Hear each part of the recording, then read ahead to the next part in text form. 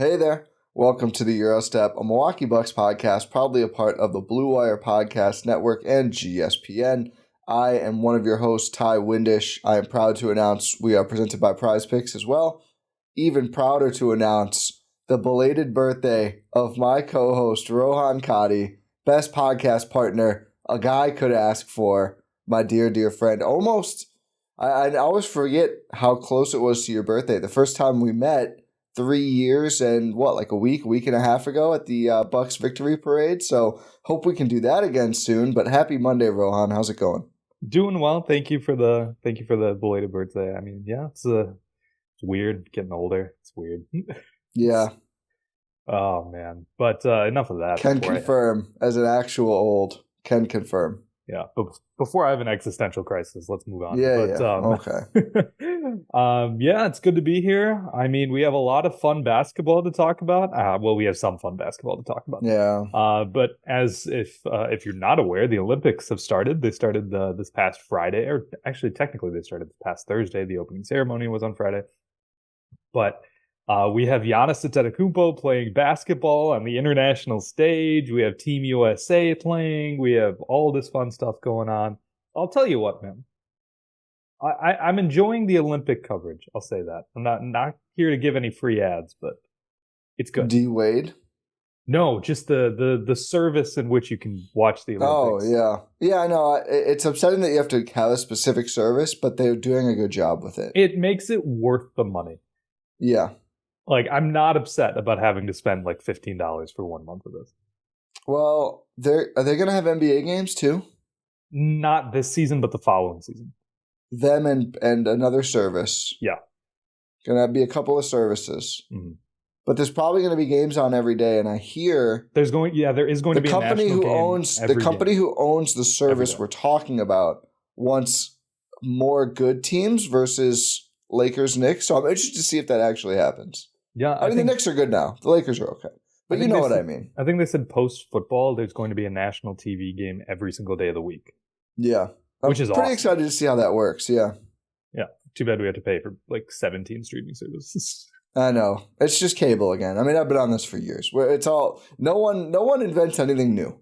Every new technology, every time you really cutting edge new idea, we're going to crowd travel people in one. That's a bus. You invented a bus. Congratulations. Just call it a new bus. You know what I mean?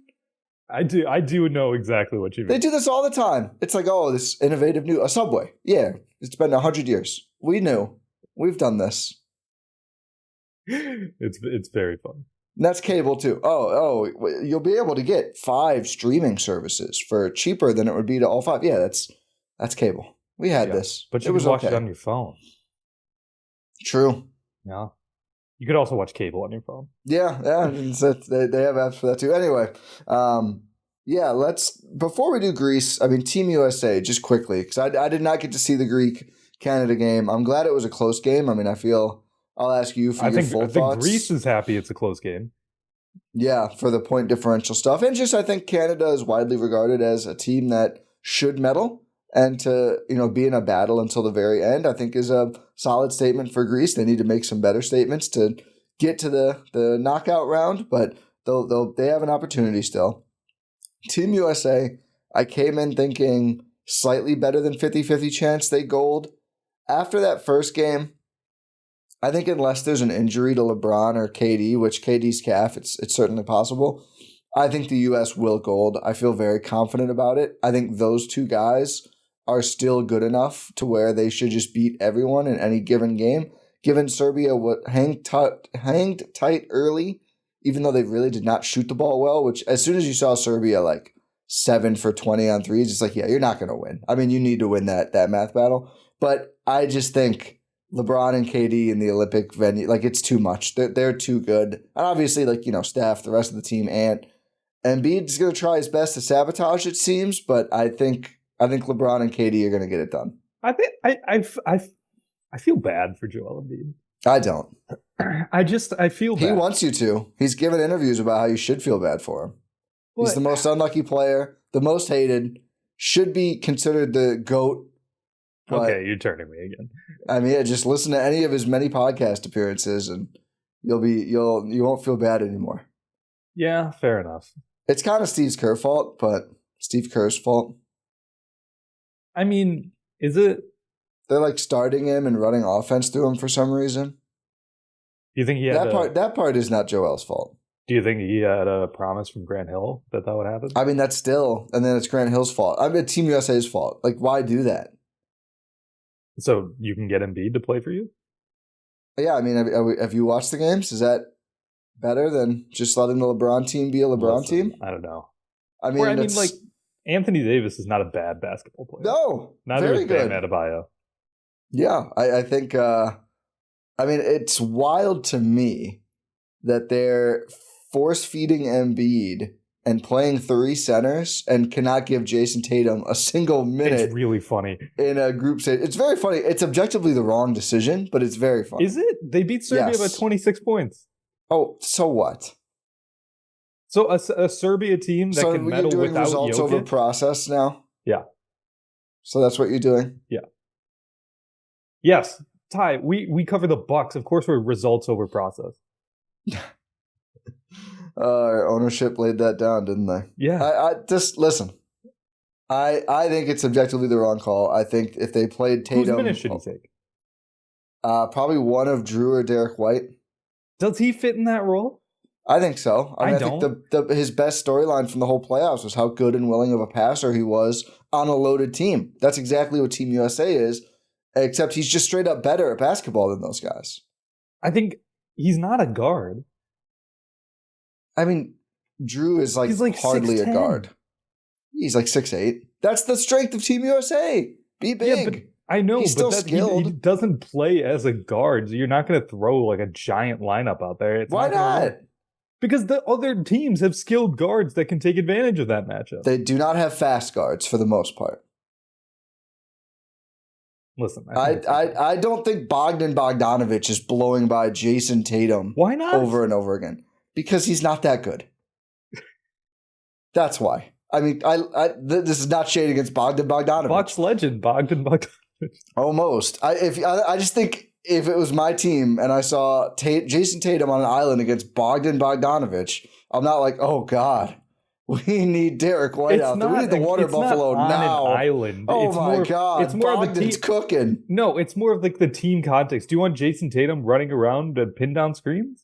Is that his strength? Why not? It's Team USA. It's not what he's good at. That's what Derek White and Drew Holiday are good at. I mean, the real answer is I would play 2 centers and give him the third center's minute. Yeah, that's a better answer. Except against like France. Like if you need to play 2 centers, you can do it. But I think you need to play 3 centers against France. Yeah, probably. I hope USA and France meet up at some point. But anyway, talk about Greece. I mean, Giannis was spectacular, which is good. We're not going to talk about a certain element of his game to not jinx, but no, Giannis was sensational. I mean, against a team that would be like basically an all-star team in the NBA. Yeah, like you have Jamal Murray coming off the bench for this team. It's a ridiculous amount of talent, and you have Giannis just going out there knowing Canada knows, hey, Giannis is the only real threat here, and yet he still goes out there and he makes them pay.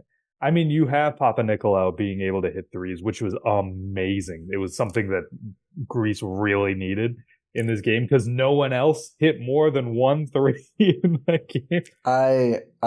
I'm a big Papa Nicolau guy. I actually had him in prize picks on this game. He did not let me down.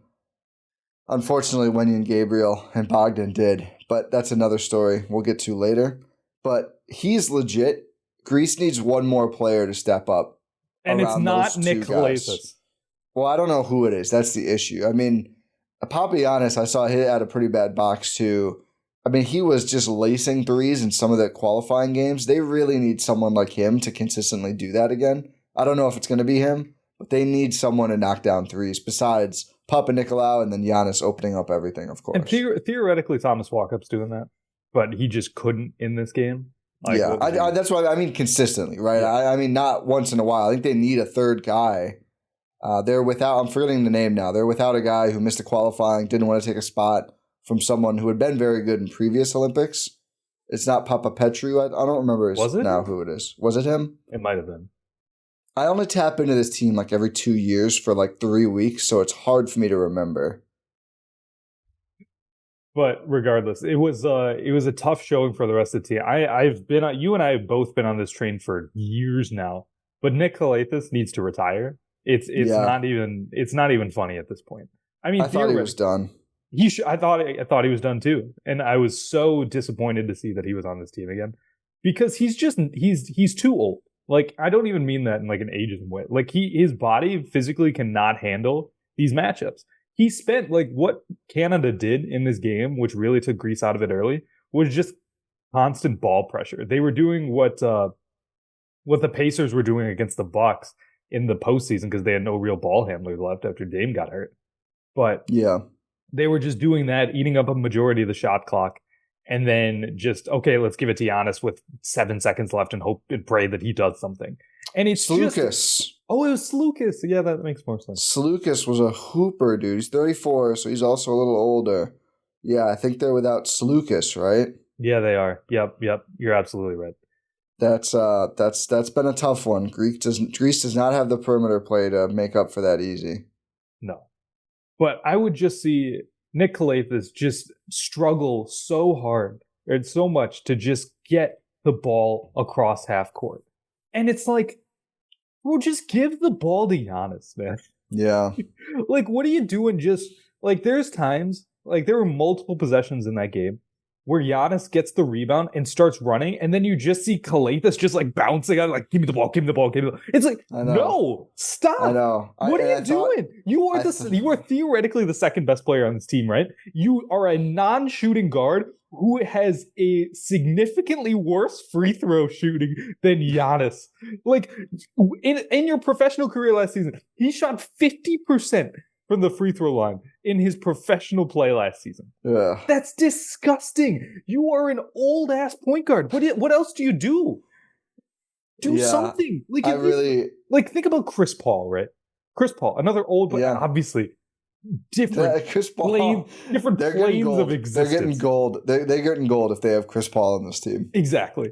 Different planes of existence, right? These two players. But like, at least with Chris Paul, even now, when he's coming off the bench and he's not, like, obviously not prime Chris Paul, you can still rely upon him to just be a nuisance, right? That's not even what Nick Calathes is doing. It's so annoying, and it's been like this for literally probably a decade now. It used to be worse. I mean, I remember when we first started watching the Greek national team, and they wouldn't even give Giannis the ball. And you're just watching this like, are you actually stupid? Do you not understand, like, what's happened here? This guy is better than everyone else on the roster combined. Like, give him the basketball. At least now they've given the ball, but yeah, Calathes is. They set him up. Like, I think the Greek national team now does a good job with Giannis, like a better job with Giannis. I mean, they still have Atudis coaching, right? Like, I think Atudis bringing him in was like the switch where he was like, yeah, we're going to use Giannis. Yes, it was a great switch by them. And I still think this Greece team is really good, right? They have an opportunity. Like, losing by 7 points to Canada when, like, you can't even, you're shooting sub 30% from three is a miracle, right? Yeah. So you're able to do that. But I think they do a good job of trying to get Giannis in the best spots. They get him they do sometimes a better job than the Bucks do of trying to get him on the block in good positions. Like, early on in that game when Greece started to find a rhythm, it was just like, okay, Giannis left block, easy. He's going to turn baseline. He's going to get to the rim, make a right pass, or dunk, or hit an easy layup, right?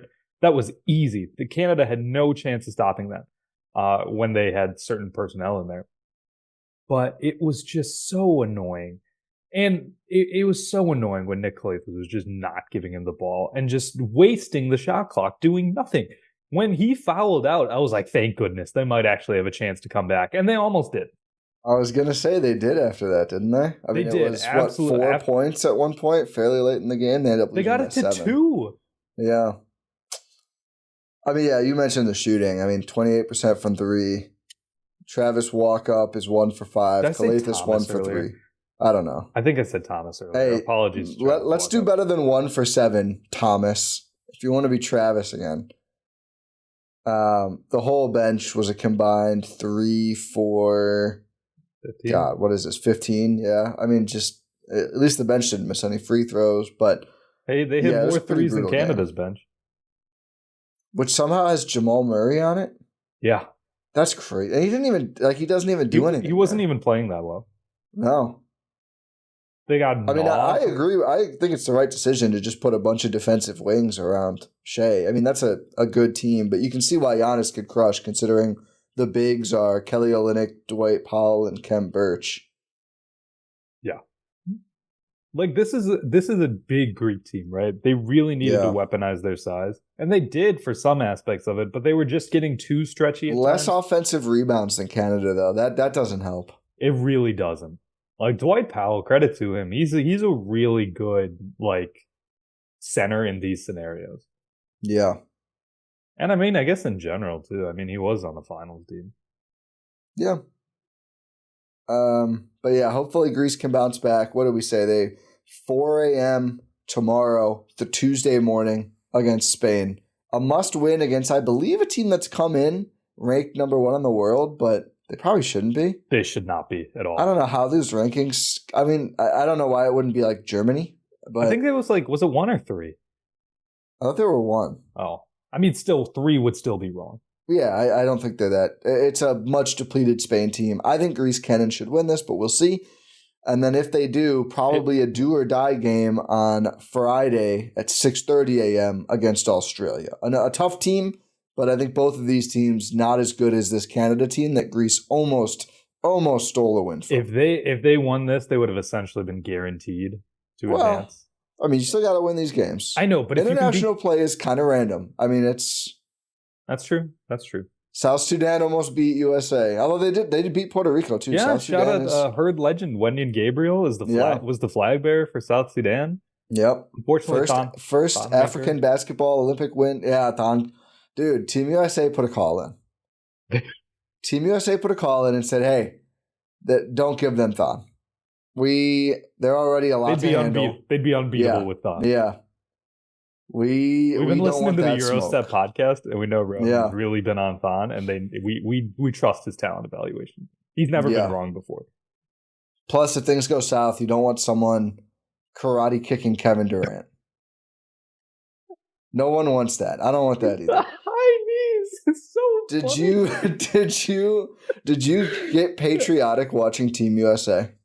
That's the only time I get patriotic. Me too. I was like, fuck you, Vasilije Micic. Fuck you. I was so mad at him. I like, KD starts hitting all these shots. I don't even like KD. I don't like LeBron that much. But they're going off. I'm like, hell yeah. I did the chant and everything. I lost control. It was an out-of-body experience. That's how I get when watching the Olympics. Yeah. It's just, I get so patriotic watching the Olympics. I'm watching this French guy, like, dust Michael Phelps records. And I'm like, this sucks, dude. Michael Phelps is being very cool about it. I'm like, come on, USA. What are we doing? We got nobody else. We had Phelps, and that's it, and Ledecky, and that's it. Yeah, Ledecky's still medaling. Yeah. And she got a bronze in an event yesterday. But again, it's like, oh, that's fine. I mean, it's still amazing, but... Well, yeah, obviously it's amazing. So I feel like I was spoiled with Phelps. We were spoiled with literally the greatest Olympian of all time. Well, yeah. I mean, yeah, when you have that in your formative years, it's like, oh, yeah, let's just have another one of those. And turns out it doesn't work that way. Doesn't Michael Phelps have more gold medals than LeBron has all-NBA appearances? Probably. I mean, that picture of him, he's got like 20 on. Although LeBron's probably not that... LeBron might actually catch him. Does Phelps have? I mean, it's got to be... It can't be that high of a number because you can only do so many Olympics. LeBron might get there. What does LeBron have, 20? 19 All-NBAs at this point? LeBron has...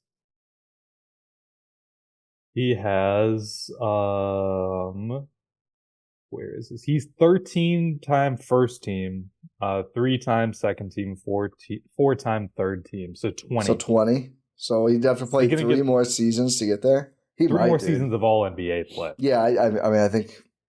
After watching these Olympics, yeah, I'm like, maybe. I mean, he literally made All-NBA this past season. Yeah, and it was deserved. You watched this? I was watching their team with LeBron and Anthony Davis on the court, and I was like, how are the Lakers this mid? What's going on over there? I know, right? It doesn't make any sense. They should be better. Imagine like they're one of what, like 2 teams that haven't signed anyone. Yeah, just their returning guys. It's like You got to run it back when you were so ass before. I mean, when I watched, and I know it's different, but you watch like the Olympics, and I'm like, I know what like our top player NBA lists are. One playoff run, I'm taking LeBron over Shea. Oh yeah. So it's like, well, I don't know. I mean, again, regular season and context and everything, but it's like pretty big failure that LeBron's just like not in a place to compete. Lesser extent for Steph and KD, but LeBron, it's like it's just literally any shooters around him and Anthony Davis, and they'd be good. Any two-way shooters, and they have none. Do you think they're waiting for a Steph trade? No. Yeah. No. Okay, we got to do Bucks expectations. It would be fun. They're enjoying playing together. It's like 95% LeBron, 5% Steph so far, but we'll see if that changes. Last thing, Shea just randomly coming at just after the buzzer and just yelling at a random Greece player, "What's up, bitch? What's up?" I totally missed that. Oh yeah, and Giannis had to like elbow him away. What the hell? Yeah, as soon as the buzzer sounds, Shea just starts yelling at a Greece. I wish it was Calathis. I wish it was too. I would be like, yeah, fair. Yeah. Good, but he wasn't on the court because he had fouled out. Yeah. There was a little bit of a brouhaha. I love a good brouhaha. Yeah. Nothing happened, as always. You know where things happen? Prize Picks, America's #1 daily fantasy sports app with more than 5 million members. The easiest and most exciting way to play daily fantasy sports. All you do is pick more or less on 2 to 6 player stat projections and watch the winnings roll in. I thought I had a big one, Rohan. I thought I had a big one. Had Giannis and Papa Nicolau. That was the first game of the set, my projection set. And they were both more than. I had the more than on points. I was like, okay, we're cooking. I wasn't going to wake up and watch it. But overnight, I had a smattering of herd legends. Tremont Waters, Wenyen Gabriel, more than points. Both pretty low. Tremont got there. Wenyen a little lower. Should have gone Carlick Jones, but I had to do the herd play. And then I mentioned earlier Bogdan Bogdanovic, and there was a LeBron 0.5 points more than, which is like, obviously you're going to add that in. I think King James is going to get himself a point, and he sure did. But you can win up to 100 times your money on Prize Picks with as little as 4 correct picks. Get in on the excitement with the summer games. You can make a lineup of players across basketball, soccer, tennis, golf, and more in as little as 60 seconds. Make sure you check out Prize Picks this week. There are specials every week, including lowering select player stat projections on Tuesdays to help your lineup hit, or getting your entry fees back if you have a losing lineup on Fridays. Download the Prize Picks app today and use code EUROSTEP for a first deposit match up to $100. That's code EUROSTEP on Prize Picks for a deposit match up to $100. Pick more, pick less. It's that easy. Okay. Expectations for each of the 24-25 Milwaukee Bucks. I did not do two ways. The expectation is they have strong herd seasons. We probably never see them at the NBA level. Going through this, I'm going to term this the most competitive Bucks roster we've ever seen. This is not a slight to Thanasis. Thanasis was okay not playing. That's true. That's what I mean by this. Not a slight to him, not his player quality, but I think we can agree. He was like, okay, I'll be the motivational guy. Again, it's been defended on podcasts and everything. Like, that didn't help. Podcasts with NBA players, not just any podcast. Yeah, although those two. Yeah, here, us. But I think there are 13 of the 15 spots are all guys who feel like they should play, which is probably more than ever for the Bucks. And I mean, the 14 and 15 of the rookies, they probably think so too. They won't, but they may think so as well. Again, Tyler Smith's low bar for his career is 5 All-NBAs, so I don't know how long he expects to ride. All-Star. I thought he said All-NBA. Oh, that's a different list then. I thought that's what we did. Did we? Oh, maybe I'm wrong. Either way, regardless, that's just a little funny joke about Tyler Smith. I think we should start at the top here with our expectations for every player and then go down. Are you trying to look this up? No. Oh, okay. I was like, I told you that. I don't know if it is anywhere.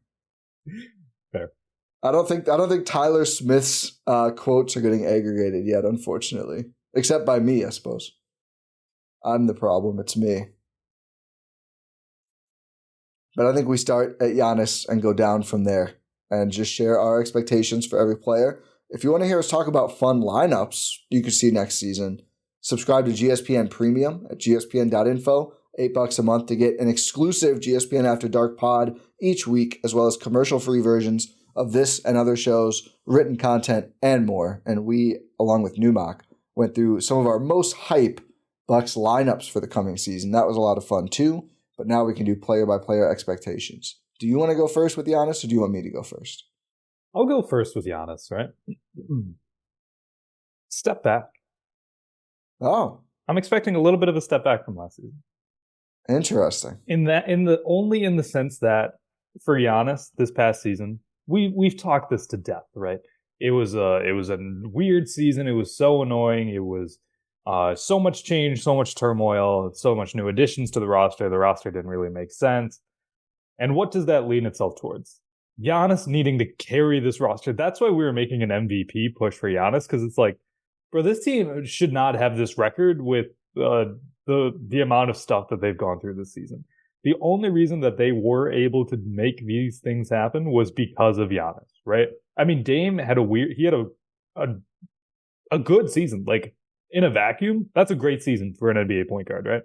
It's just we have higher expectations for Damian Lillard. And he does as well. Again, we've talked this to death, and we'll talk some more about Dame later. But for Giannis, he had to put up historic numbers. He had to be the first person in NBA history to put up 30 points per game on 60% shooting. Because if he wasn't, this Bucks team was going nowhere. I expect the other guys to pick up the slack. I expect Khris Middleton to come in healthier. I mean, he had 2 ankle surgeries. Thanks, Doc, for letting us know. But it was he did not have the most healthy season. Damian Lillard, like we talked about, he came in out of shape, wasn't working out during the summer, and that should change this season. So I expect these guys to pick up the slack more. And you add another dynamic scorer in Gary Trent Jr. You have one of the best rosters that the Milwaukee Bucks have ever constructed in their history. I don't expect Giannis to be an ultra uber, I expect him to be an efficient scorer. I think his efficiency should stay around the same because he'll have such an easier time. But I don't think he's going to be like necessarily a 30-point per game scorer. I don't think he's going to need to be a defensive player of the year candidate. I think he needs to take it easy a little bit. I think we'll see a little bit more defense from him, but I do agree offensively, I think we'll see less. I still think he's going to look like the best in the world because I think his efficiency may even be higher next season, which is crazy. He shot 61.1% from the field. I could see him shooting like 63% from the field. And that was like 80% at the rim, too, because he couldn't hit a shot outside. Oh, yeah.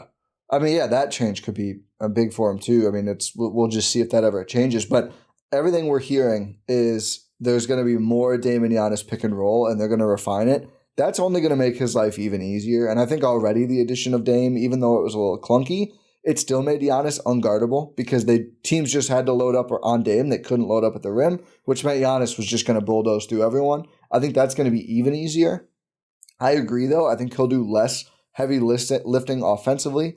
I do think we might see – I don't think he'll ever take it easy. I do wonder if we'll see a rest game here or there, like if there's like a 5 and 6 nights, or not 5 and 6, 5 and 7 or whatever the most is, if they'll be able to get him to just sit out, because I don't think he can play half speed. I don't think he's wired to do that. Maybe you could just limit his minutes a little bit too. But I do think if he has to carry less of the offensive burden, some of that energy can go toward defense, which is going to be necessary for this team that still is more offensively inclined than defense.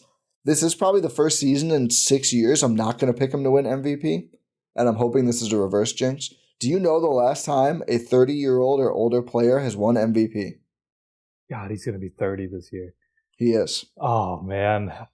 That hit me worse than my own age. Yeah. Right. Me and Giannis are about the same age. You're telling me. Oh, man. Well, we are the same age. We're very similar birthdays. Yeah, it's very similar. But that just hit me like a truck. Yeah. But welcome. The last 30 plus, was LeBron 30? LeBron has never won as a 30-year-old, which is he was crazy. sub 30 in Miami. Yeah, the only one. Wait. Give me another year. Okay. I'll give you this. Only one time has it happened since the millennium changed to 2000. There were a few in the late 90s. Jordan and Malone did it at plus 30. Duncan? No, not Duncan. No. Nope. Not Kobe. Nope. MVP. It's the least deserving MVP probably in that whole time. No, well, one of the top two. I mean, one of the most questionable. No. Oh, I forgot. Never. Top three. Okay, because that's Westbrook and Rose. Yeah. Another point guard who was certainly not the best player in the league when he won. Oh, Nash. Yeah. Nash is second. Nash was 29 and 30 at his 2 MVPs. I don't want to open a whole Nash can. I just mean those players stick out a little bit when it's like LeBron, Kobe, Jordan, Duncan. I averaged Giannis, 17 points a game and won MVP. Yeah, Nash. The offense was really fun though. But yeah, it's rare. And I think for one, there's like the whole decision fatigue thing. But two, I do think a little bit of it is like these guys as they get older, probably just have to ratchet down a little bit in the regular season and, let these 25-year-olds, go all out for 82 games and prove something. I think Giannis now is at the point where he could probably, again, I don't know how much he is able to do this because of the competitor that he is, but probably should just be like, you know what? I'll play 30 minutes a game instead of 35, back to like the Bud era of minutes. Again, we'll see, but I think he and Dame both really are in a position where hopefully they're so much better together that they can both do a little bit less heavy lifting. And especially, I know these have been random things and it's not like a trend, but this is a guy who's missed the last 2 postseasons. He missed the entirety of this last one. Last year, only played 2 games. Something like that. I think did he play in 2 and then come back for the last games. One? Yeah. 2 full games because he got hurt like 10 minutes in or something in game 1. But again, he's missed time because of injury. And again, like the Kevin Love thing is random, right? Yeah, that was a freaky one. I mean, who knows what happened this past season with the calf, but I mean, that week with the Toronto and Memphis game still felt like so damaging. It really did. What a horrendous season last year. Yeah. Where we had that proves my point. Last year they had to throw out Giannis against Toronto, against Memphis, just to have a chance to win these games. Yeah. You shouldn't have to do that this season. No, you certainly hope not. And if you do, what's the fucking point? Yeah. I mean, yeah, we clearly saw it's like a better, worse seed. Doesn't matter if Giannis isn't out there. I have a hot take for Dame. Really? Okay. I also have a hot take for Dame. You go first. I'm saying All-NBA. I think he has an All-NBA season. I'm saying he's the Bucks MVP candidate. Wow. My take is nothing courageous. I don't think that's possible. The way the award works. I definitely think it is. No, he will never win MVP on a team with Giannis. No, he won't. It's the Steph KD split vote thing. But I hope they're that good. I really do. I mean, why can't they be? Yeah, I mean that's what we said last year. I mean, why can't they be the two best players on the greatest basketball team of all time? Maybe they can't be that. Yeah, maybe I'm getting a little ahead of myself. A little bit. Like again, with Giannis taking a little bit of a backseat on the offense, why can't Dame go out and be the Damian Lillard that we thought he was going to be last season? Yeah, I think we have the same vision here. This is a guy, again, who is capable of scoring 70 points in a game with relative ease, right? Yeah. This is a guy who was doing that. Like, go listen to our premium pod, and I had a fun lineup about how we can make sure how to get Dame back into. People are gonna want their $8 back. I'm telling you, it's gonna work. Make sure you listen to the premium pod so you can hear that lineup. But there's ways to shock Dame into like trailblazing. They did it in the playoffs. Exactly. He was doing that on one leg after a bad season, after a bad offseason. Imagine what he can do with even a remotely good team. Like this is by far the best team Damian Lillard has ever played on. Ever. Yeah. Ever. Last season that was the case too, but it is the case this season too. But it should be an easier path for Dame to have success, right? You don't have to go through like a new coach again, right? You had the whole offseason with Doc. Doc's traveling, by the way. Doc's Dude. make. You know what? I'm gonna say something. We're gonna get to. Are we talking about Doc? Because I mean, let's just do it now. I didn't have anything for him, but Doc's growing on me. dude, he is a great ambassador for the Milwaukee Bucks. He really is, isn't he? He is out there in the basketball world more than any other coach we've covered. He's out there in Paris right now. Yeah, him, Horst, and Veronica were all together? Yeah, they were all Giannis's watching mom. Greece, Canada. Yeah, Yeah, I mean, maybe Bud was doing some of this stuff too, and it just wasn't as public. But Bud was going overseas to go watch Giannis too. Yeah, but was not closing Gary Trent Jr. for the minimum. No, he was closing Pat Connaughton baseball deals. Yeah, and kind of overpriced deals for Pat Connaughton, frankly, when they brought him in. Obviously the team was in a whole different place as well, but I do think and Pat was better. Yeah, well, but wasn't known to be. Fair. He came in as a bad shooter and was just suddenly like, I'm actually a good shooter. And we'll get to Pat. He came in as a minimum guy, didn't he? Oh, was it his first re-signing that was big? Yeah, it was the first re-signing. Am I confusing? Big. Okay, you're right. With the illegal player option. Yeah. Yeah. Disregard. It's so funny, the illegal player. Yeah. We've come a long way. Now it's just all we have is minimums. You can't fuck it up. You can't mess that up. Here's the minimum. That's all we can do. It's all we know how to do. But yeah, I think Doc has been a good Bucks ambassador. Has been a very good coach of the Bucks so far. I think he'll continue to do so, and I think his honing in on the Dame Giannis pick and roll is great. And for Dame, I agree with you. I actually think it wouldn't surprise me if we saw him play a little fewer minutes, but I do think with the full offseason, which he's talked about quite a bit, being in shape, coming in with a much better connection with Giannis, more stability, without a coaching staff that is trying not to use him on ball for some reason, I think he is going to have a monster season. I think he showed us there's plenty of gas still in the tank in last playoffs. I think he is 30-point halves on one leg, by the way. I think he is primed to come in, remind a lot of people, and grab a second or third team All-NBA spot and just be overwhelming. I really do think the Bucks are primed to be incredible. I think all NBA is way more realistic than mine. Yeah. I'm kind of backing off of mine already. Okay. I'm sorry to do that to you, but you gobsmacked me. I should be reasonable. I should be rational, You don't have to be. That's fair. When have I ever done that? But yeah, I was going to say, be Rohan. Yeah, that's fair. I mean, that landed the Bucks Damian Lillard. So yeah. Anything's possible. Anything's possible. I don't think he's going to be able to get first team. No, I think it's Luka and one of Shea or Steph. Yeah.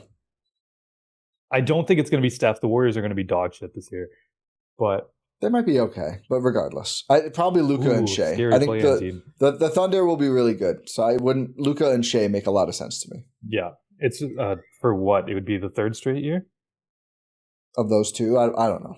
Did Shea make first team this year? I'm sure he did this year. He probably didn't the year before. He did the year before. Oh, then he probably did this year. He was an MVP candidate. Okay, I'll look that up later. Yeah, but doesn't matter. I think second team is Ant a forward? I guess it's positionless now. That's right. So probably second or third team. Yeah. Yeah, he did first team this year. Luka and Shea. Last year, Luka and Shea. Yep. Oh yeah, there you go. So yeah, I don't see why not. But yeah, I forget it's positionless now, so that makes it even easier. But I mean, just looking at the second team this past season, the only guard on there is Jalen Brunson. I mean, that's again a very high bar. Jalen Brunson's incredible. He might be at least last season was the best guard in the conference. Could that be more of a debate this season? Yeah, I mean, I think Dame can be on that level for sure. I think Dame is a better shooter. Yeah, third team last year had three guards on it. It was Booker, Curry, and Halliburton. I think Dame could rise above that level. He could be on a Brunson level compared to a Booker, Halliburton, Curry level. I think people are kind of bored of the Bucks. In the team context, obviously, because Curry is just different. I think we'll see how. I mean, injuries always swing these things. All of those players, all small guards, from time to time pick up injuries that can define this. But I think the Bucks could be a bit of a surprise team. I think they've gotten some buzz around signing Trent, but still are not really discussed with the other East powerhouses that made the bigger moves. And I absolutely think surprising everyone, them being a clear top 2 to 3 seed and being just dynamic could get Dame there as well. I don't really have a Khris Middleton hot take. I honestly think he's going to have almost exactly the same line as last season. I think that's what we hope, right? Yeah. I think we hope my expectation for Khris Middleton is non-regression. Yeah. Like that's my hope, at least, because when you think about it, he's the guy that really, I said this a lot last year, and I'm going to say it again this year because I still think it's true. I think Khris Middleton dictates where this team can go. Yeah. Like Dame and Giannis, obviously, they don't do anything without those two, right? Either of them are out for some reason, knock on wood that doesn't happen. But either of those two are out, this team's not going anywhere. That's just, they're not built to do that.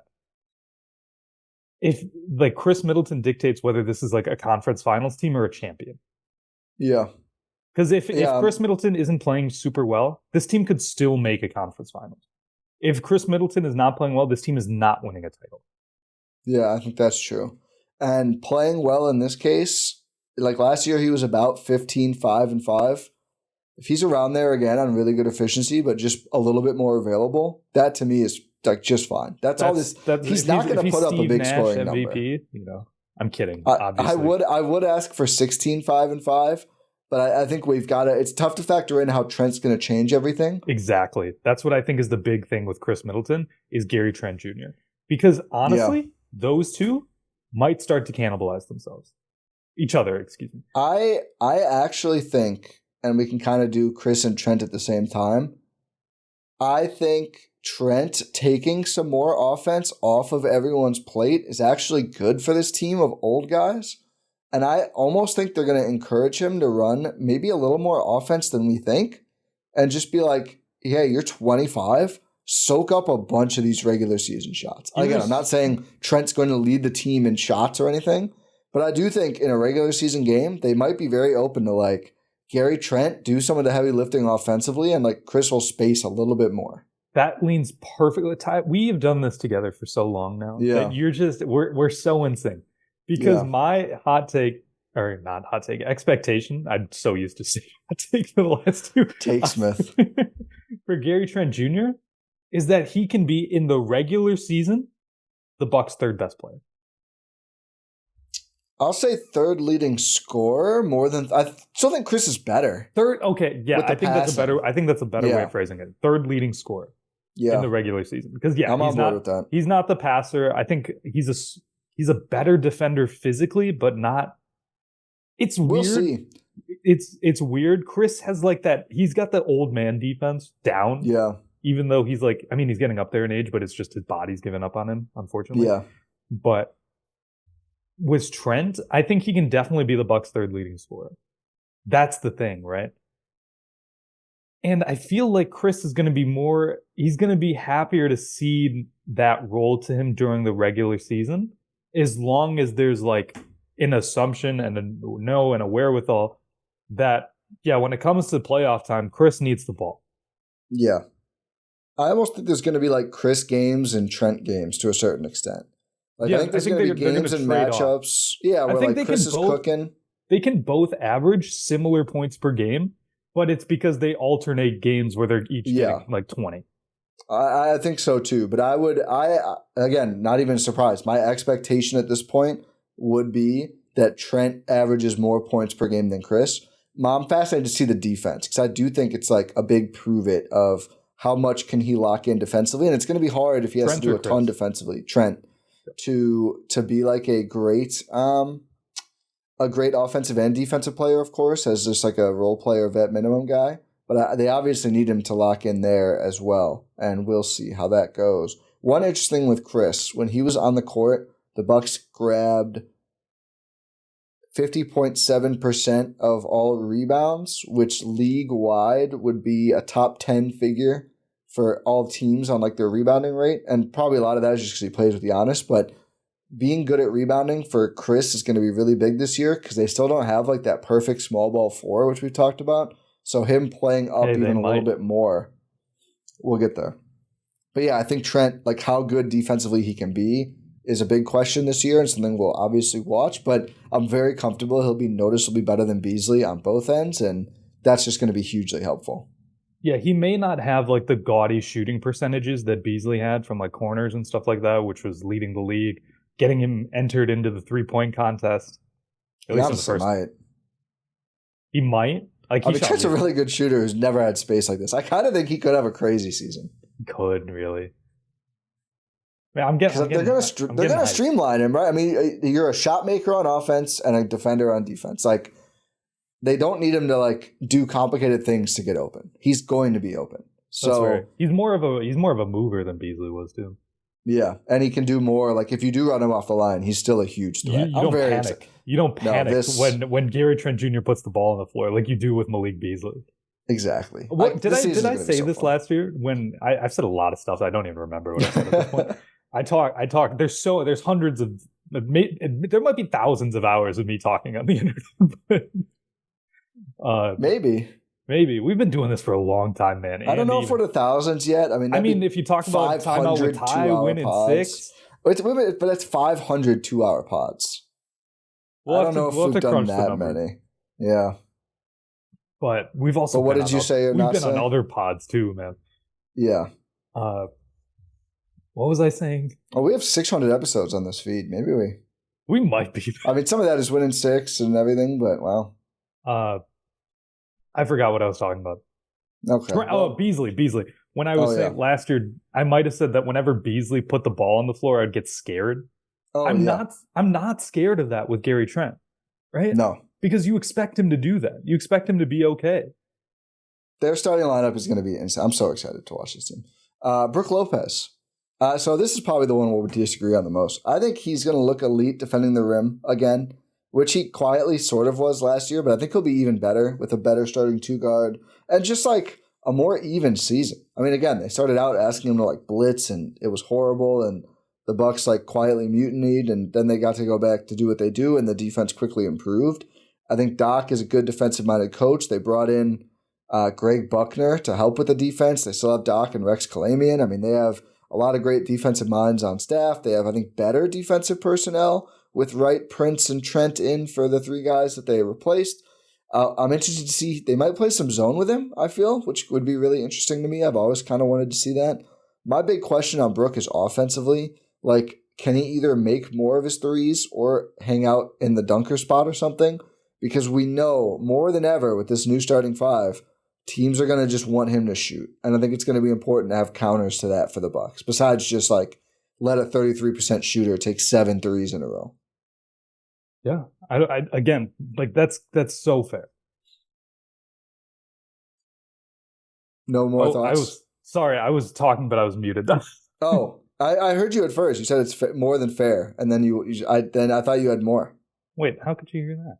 I heard that. Is that the wrong mic? Oh, I'm on the wrong mic. That probably explains a lot. Oh, okay.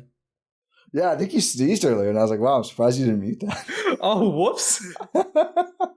That's okay. That's embarrassing. No, that's fine. Brook Lopez. Thanks, computer. Yeah. Why would it default to the... Whatever.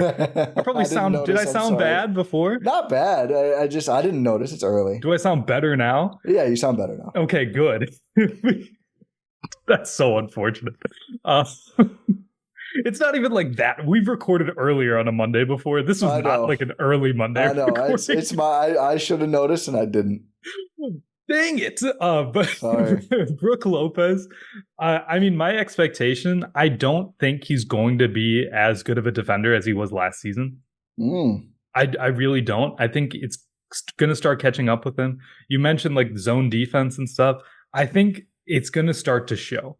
I think it's really going to start to show that we're at the tail end of Brook Lopez, right? I mean, this is the last season he's under contract for. I mean, I'd assume John Horst wants him to retire a Milwaukee Buck. I do too. Okay, here's the thing. Now that he's not being traded, I want him to retire. I think there's a real possibility of the Horford extension. What was the Horford extension again? It was like 2 years, less than $10 million per season or something. Okay, good. That's what I was thinking that too. Like you can't sign him for $20 million again. No, I don't think so. One, that's just second apron death, and 2, that's just an albatross of a contract. Even though $20 million is not a lot in today's NBA, it's still an albatross contract for the value that you're being given. We're gonna get to him later. But I do think there's a real possibility for some Tyler Smith minutes.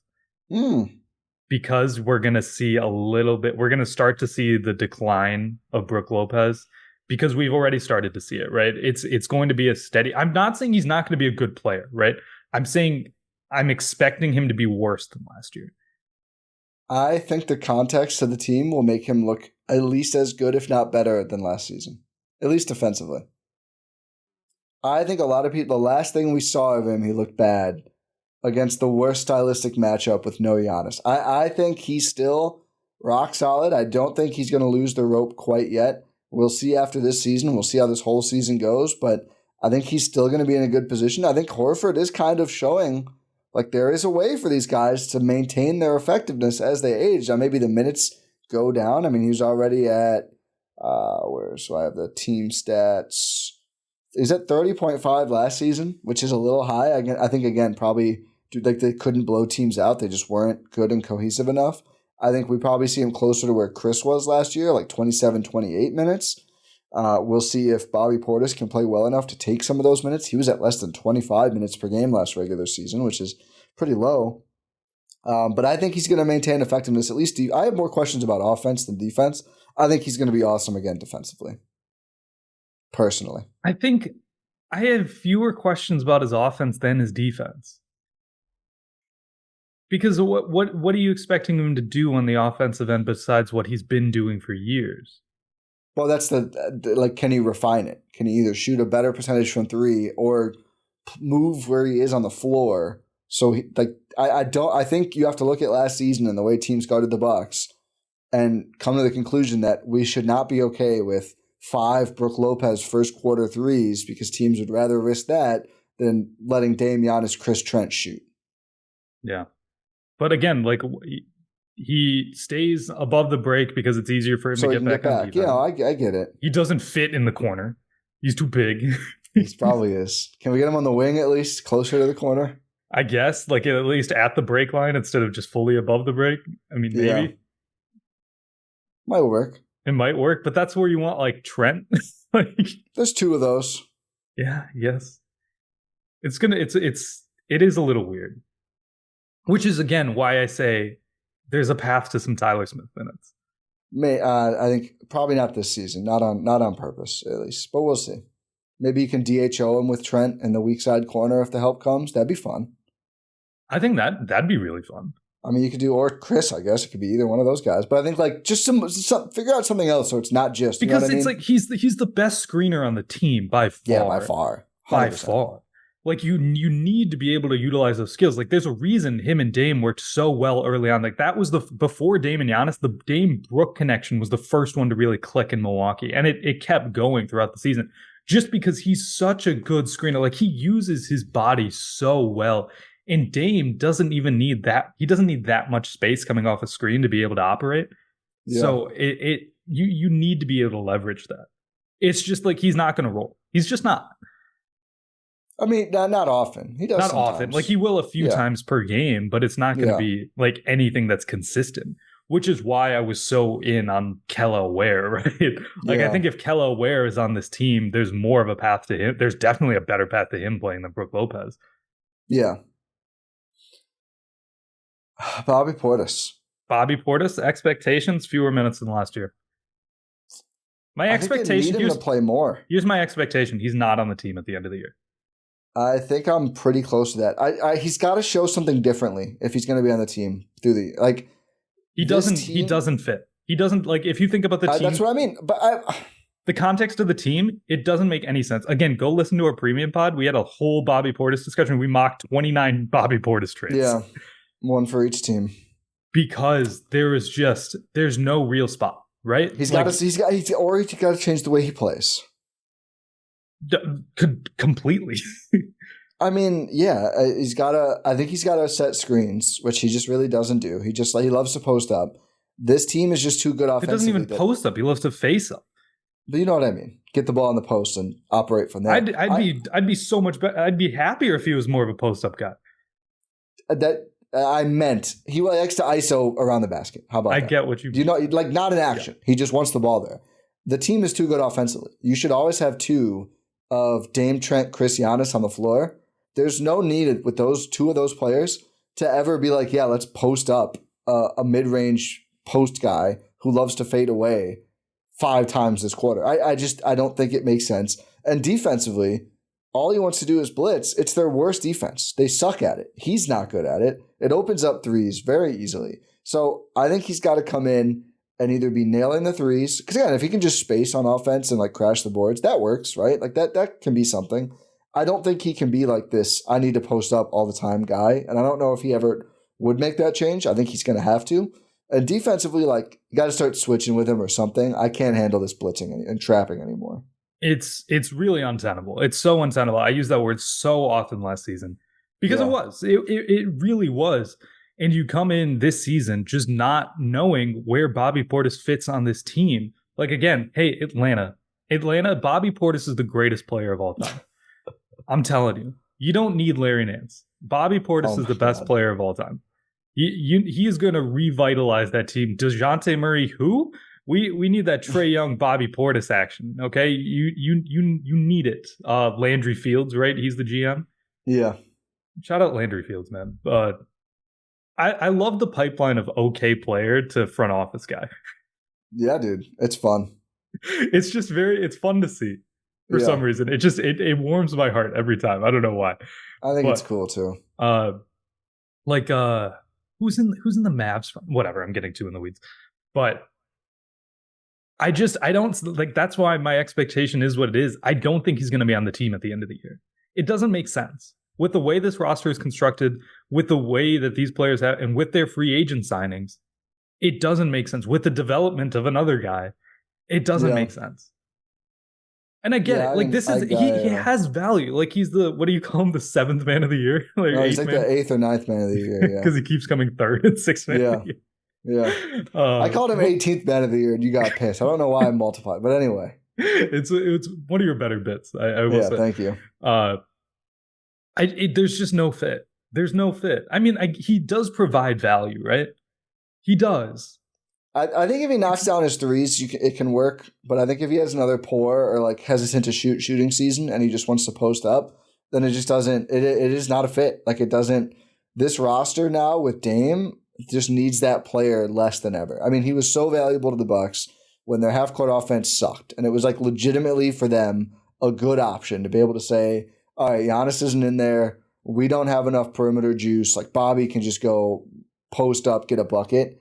He's just not able. It's not as good of an option. They need defense more from their bigs, and he's got to just improve on that. I know he's taken some strides, but I think they have to find a better scheme to use him in. I don't think he can ever drop. I mean, he could try dropping again, but it probably just has to be switching when he's in there, and maybe they can make that work. We'll see. Yeah, I maybe.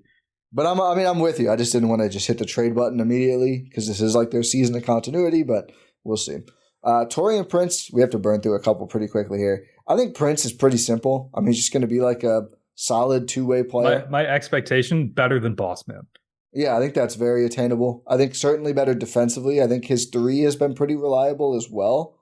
I think the rebounding is a big question. Like the whole can he and Khris be 3.5s thing is my biggest question of the year. But in terms of expectations for Prince by himself, I do think it's pretty like he's going to take a bunch of threes. He's going to guard forwards pretty well. Not great, but pretty well. And that's a very useful player to bring off your bench. Which could close games. Yeah. He could be the guy who's like, okay, Giannis is at the 5 death lineup type player. Yeah. I think he is not the most not a player you fit. start because you don't want to start Giannis at the 5. Correct. But a player you can close games with. I'm with you. Your guy Delon Wright? Delon Wright. Here's my expectation. I feel like a lot of my expectations that I've been saying are just like very most improved player. No, I think slots in like George Hill. Yeah, I love the comp. I think a guy who can defend and control the floor. Like, I could see him and Trent running some bench lineups. Yeah. Like I see a good bench lineup. Obviously, there's never going to be a true bench lineup. You shouldn't, Doc. You have too many players who are good to be able to do that. I could see a Delon Wright, Gary Trent, Khris, Prince, Bobby lineup that actually does well. Yeah. because you have like the steady ball handling of Delon Wright. You have Trent in there. You have Khris in there as scorers. You have Bobby in there because he is a bench player. And you're able to get Taurean Prince in there to be a defender. I think Delon Wright can handle an offense. He's done it as a starter for a long time now. Obviously not so much recently, but he has the gravitas and the experience to be able to do that. Yeah. I think his shooting will probably be like a kind of a roller coaster throughout the season. Like, I don't think he is a great shooter or even like as good as a George Hill, but I think his defense and playmaking when you say as good of a George Hill, like George Hill didn't take threes. Yeah, I mean, we'll see how many Wright takes as well. That's fair. It's been up and down throughout his career. I will say I expect him to shoot more than George Hill did. I expect him to. I don't think he should. How about that? Well, I mean, I think he's going to be handling the ball quite a bit. I think it's nice that they'll be able to stagger him and Dame and make it so that realistically Khris never has to bring the ball up the floor, which is something we've talked about quite a bit. But I think his defense and playmaking, the fact that he can play with Dame or without Dame, means that even if even if he is going through a cold stretch shooting the ball, he'll still be very helpful in a way that like Campaign wasn't, right? If Campaign wasn't hitting threes, or Pat Bev, you had the two opposite ends of the spectrum for the Bucks, Milwaukee Bucks backup point guard spot last year. You had Campaign, who was just pure offense only, just pure vibes. I mean, I'd say that endearingly, great vibes guy. But and then you had Pat Beverly, who was just a do everything defense guy. With Delon Wright, you kind of get a melding of the two, right? You get a guy who is capable of doing things on offense while also being a good defender. Yeah. Agreed. I think he's going to slot in really well. It's been something they've certainly missed. Great signing. And it looks even better now that he's like the third best player they signed. As the first person was like, oh, he's good. He might be the second best. I don't think so. I think it's close between him and Prince. I think we'll see. Maybe he is. I do like defense. On this team. How about that? I mean, I think Prince, if he ends up being the fifth guy in closing lineups, he'll be pretty damn valuable. Here's my thing about that. Well. I think Delon Wright could close games too. Only if Trent's out, or if they're like. He would close it over Trent. Yeah, I was good. You couldn't do. Yeah. Okay. Maybe. I don't think so. Pat Connaughton. Expectation, not in the rotation. I think he fights for a spot more than we think, but ultimately loses out, which puts him in a pretty weird spot. So we've gone through 9 players so far. No, we've gone through 8 players so far. So we have to keep in mind 2 rotation spots left, probably. We'll just assume 10 for all of the following players that we're going to talk about, which is 7 guys? No. I think Pat C might actually hold a spot. I don't. I think if he has a good 3-point shooting season again. What do you mean again? Improved. Earlier in his career, he had I thought you meant like compared to last season. Nope. If he has a good 3-point shooting season again, find some more oil in the well. Along with the playmaking he showed last season, the rim finishing the last couple of years, that's a good player, man. Like, I really think it's as simple for him as the 3-point shot falling versus not. He's 31. He's not ancient. He doesn't have a ton of miles. Like, I don't think he's done yet. I really don't. We'll see. Maybe he is. I mean, there's certainly competition for these spots. I think he will ultimately lose out to the next player we're going to talk about for sure, and he will be fighting for 10. But I think he's got a shot to hold 10. I don't think he's done either, to be clear. I think he can still be a productive NBA player. I think he's done on the Bucks. I don't think so. I see it, right? I see it, like, because there's some maneuverability with these last couple guys we're going to talk about. Yeah. Especially like guys who are competing for a rotation spot. But I just think with his value, and I'm too excited about the younger guys being able to improve upon what they did last season. Maybe that's naive of me to think. Yeah. Because Pat is going to be that steady veteran. Like, he's been in this spot before. I mean, he was terrible 2 seasons ago, then showed up in the playoffs. He was terrible last season, regular season, and the playoffs. Yeah. I mean, maybe there's just a connaissance. Yeah. A Pat connaissance, but who knows? I don't. I think if he's done, he'll lose his spot. Like, there's clearly the competition here. I think he's got a little more left. So let's do it this way. I think AJ Green's clearly in the rotation. Like I think he's in. He skipped summer league. I think that kind of shows you where he and the org were at. Do you think it wouldn't have been like an extreme anomaly to send like a vet to summer league? Let's say you could send guys to summer league, anyone on your roster. I think you can. No. Like that, you would want to fight for a rotation spot. Yeah, I think Pat Connaughton could go to summer league. Yeah, okay. I think he would wreck summer league. I think he'd look great in summer league. I hope so. Well, I mean, he's a role player. I mean, these guys are younger, but I think he'd look really good in summer league. I think AJ Green though is in. Like the shooting was good, the defense was good enough. Shaky playoffs, but I think he is going to be the 9th guy. So now let's talk 10, right? Do you agree? Can we just put AJ Green, big development win, has come a long way. I think is solidified. Finally, a Bucks development win. It's been a decade. It's been a long time. So now we talked about Pat C. The other 2 guys I think really in contention are Ajax and Khris Livingston. All I'm saying, by the way, is it's the Euro step bump. True. Yeah. Ajax, if you want this, man. Yeah. I mean, I almost got to interview him. My take is I think Khris Livingston fights with Pat and maybe wins. I think Ajax falls out of the rotation. That's my expectation. I don't think he's in a good position here to succeed. With Delon Wright on the team, it makes it even harder, right? Yeah. Because you get like when you sign not just Delon Wright, but you sign Taurean Prince as well, you sign 2 defensive-minded guys. It makes it more difficult for Ajax to have a path in there, right? Yep. I think I'm with you on that. I just think his shot, I think, looked worse. We'll see how it looks, that's not a good sign. His decision-making wasn't great. The defense is good. I don't think it's great. I think it's good. He's such a good athlete, but his decision-making on defense also could use some work. Does not look to score. No, does not like to score. So I think again, like as much excitement as there was in the playoffs, it's all no Giannis minutes, and he struggled. Like the team struggled when he and Giannis played together, which is a huge red flag to me that I think is just not discussed enough. So I think it's going to be the first 8 for sure. AJ Green. I think it's going to be CL battling Pat Connaughton for 10, and Ajax will be. I mean, he'll be battling too. I just think those 2 guys will come out ahead because their skill sets are more complementary. I think the big question to determine who gets 10. It's really going to be like who shoots better, and can Khris Livingston, can the either defense or rebounding pop enough to be clearly better than Pat? I think they can. I don't think it's by default they will. They're kind of sneakily similar, like speed and quickness wise, where if Khris Livingston was a little quicker, I think he easily beats him out, but he's not. So I think those 2 guys are kind of weirdly similar players in some ways. They are, but the thing is Khris Livingston is bigger and more athletic. Yeah, I think he's a better rebounder, which I think they probably just need more and could use more.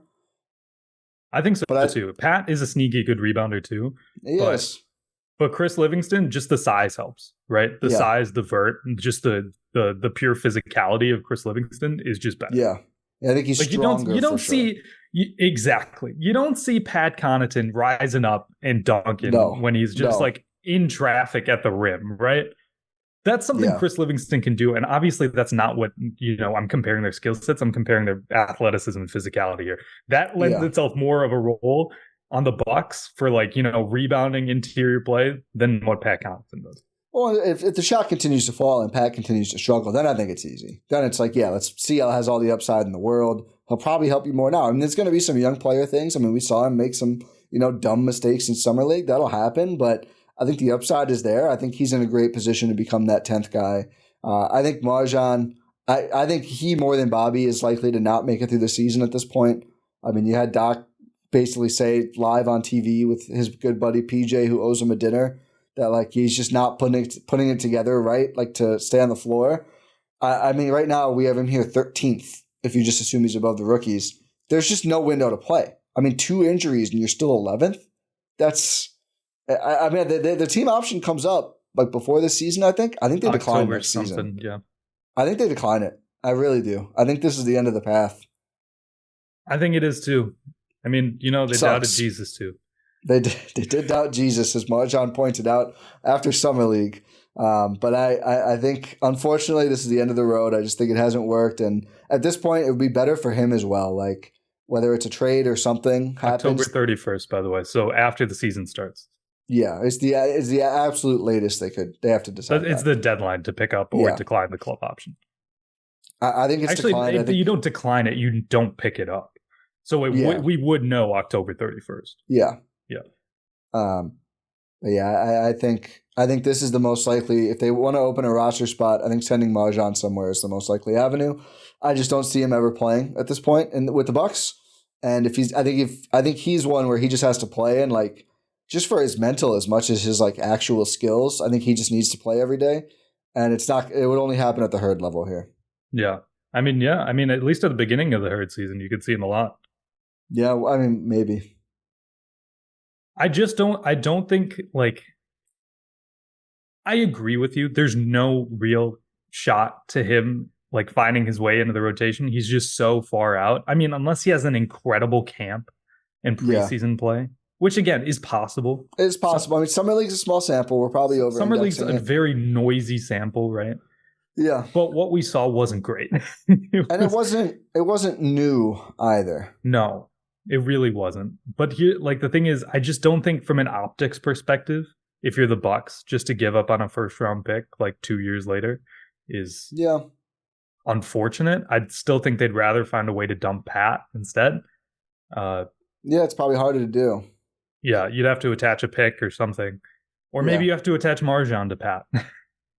Yeah, I've considered that option. I mean, that would be, if you did that for one player, open a roster spot, probably get second apron room, and then just say, Khris Livingston is clearly in the rotation now, or him or Ajax. Like, that becomes the battle. That's probably more exciting. But yeah. And then AJ Johnson, I think just fun Herd season. I'd be a little surprised if we saw him with the NBA outside of, their like typical rest punt games. We talked last time. He looks more like 1 year away than 2 years away. Yeah, super excited to watch him with the Herd. I mean, I really think it's going to be a very fun season, another very fun Herd season. Tyler Smith, I think emergency big. I don't think they would ever plan for him to play, but I think like if Brook misses a week, or Giannis or Bobby, any of the three, then I think he will at least be like there with the team ready to play, if not actually playing. I think that'll be fun. I think it'll be bad at some points. I think defensively it'll be a real struggle. But the shooting, the athleticism, he's a fun player. I think he is going to play a bit throughout the regular season in that role, because we know those three players will not combine to play 82 games, right? So, I mean, Giannis missed 9 last year. Brook only missed 2. Bobby actually missed none. So maybe he won't play that much. We'll see. Brook only missed 2 to what? Due to the birth of his child? Or 3. He missed 3. But yeah, birth of his child. And I think they gave him the last game off maybe. Like Brook is outside of the 1 year, he's really been an Iron Man, which speaks a lot to his like conditioning. Also just the level of his play. But yeah, I think Tyler Smith, those will be his up. Like maybe if Giannis is out, he comes off the bench and, Prince or whoever starts. I don't know. But I think it'll be fun to watch these rookies at both levels.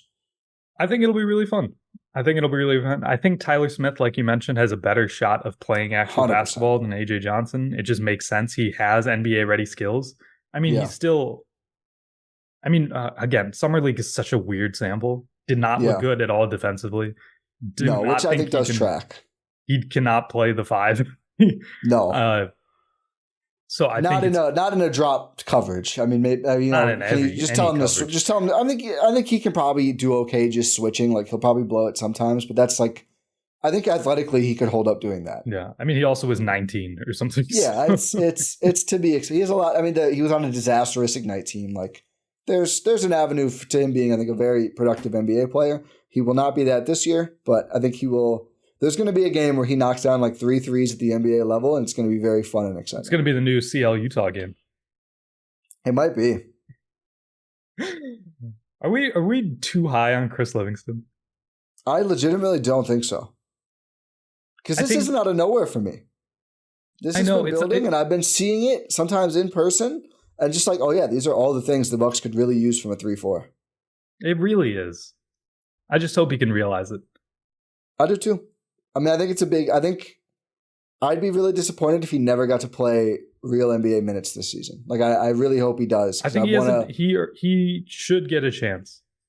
I think it's his for the take in that 10th spot. Again, knock on wood that this doesn't happen, but there's going to be periods where guys miss time this year. Yeah. It's just going to happen. It might take that for him to play like big minutes, but again, like is Khris going to play back-to-backs? I'm fine if he doesn't. If they want to be that cautious, I'm fine with that.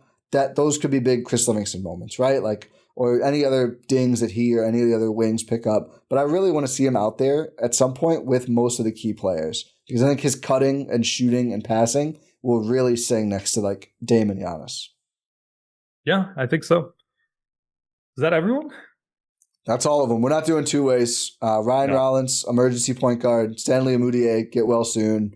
Jalen Callaway, maybe he still is a two-way. Maybe it's Ty. I don't know, but who knows? We don't know the two-way. We expect them to have productive Oshkosh seasons, whoever they are. And this team is deep, right? We just went through all the guys. No one on a two-way, I think, has a real path to play any minutes. Maybe an emergency point guard spot, but at most it would be that. Yeah, for sure. But I think that's we've managed to get through the entire roster expectations. If you think anything differently than us, make sure you tweet at us, leave it in the YouTube comments. YouTube comments, yeah. Those have been popping. It's good to see fun conversations in there. Sometimes it's fun.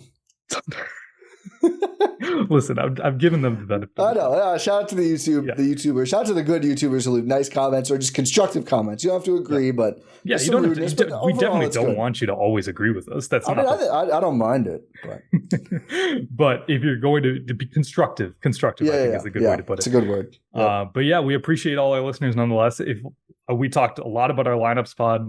You can find that GSPN After Dark at the premium subscription at gspn.info. $8 a month, commercial-free pods, exclusive After Dark pod, written content, plus more. All at gspn.info, where you can also find all of our links to all of our podcasts. And you can find them on your podcast platform of choice. Some of them are here on YouTube on this channel. Make sure to subscribe wherever you're listening to this or watching this on the podcast platforms of choice or YouTube, like I just mentioned. Leave a 5-star rating and review. Subscribe to the YouTube channel. Leave those constructive comments. Pod random, and we'll talk to you next time.